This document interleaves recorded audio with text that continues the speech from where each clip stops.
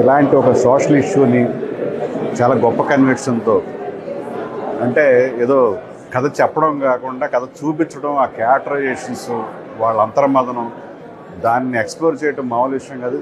చాలా brilliant director అయితే నీకు చేయగలరు. సో ఇలాంటి ఇష్యూ బేస్డ్ ఒక ఆర్ట్ ఫామ్ ఉంటేనే అవి కలకాలం నిలిచిపోతాయి. 23rd అనేది 23 years నిలిచిపోయే సినిమా.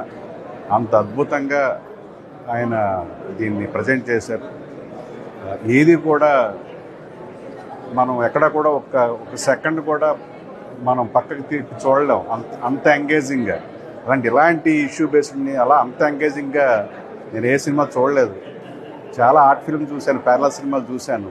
ఎక్కడో చోట బోరింగ్ ఎలిమెంట్ ఉంటుంది, కానీ వాళ్ళ జీవితాల్లోకి మనం పక్కకి వెళ్ళి చూసినంత ఒక విట్నెసింగ్ చేయగలిగాం.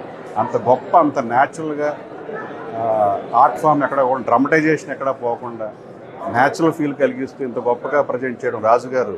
మల్లేశం సినిమాతోటే ఒక గొప్ప ఫిల్మ్ మేకర్గా ఆయన పేరుంది. సో ఈ సినిమాతో నెక్స్ట్ లెవెల్.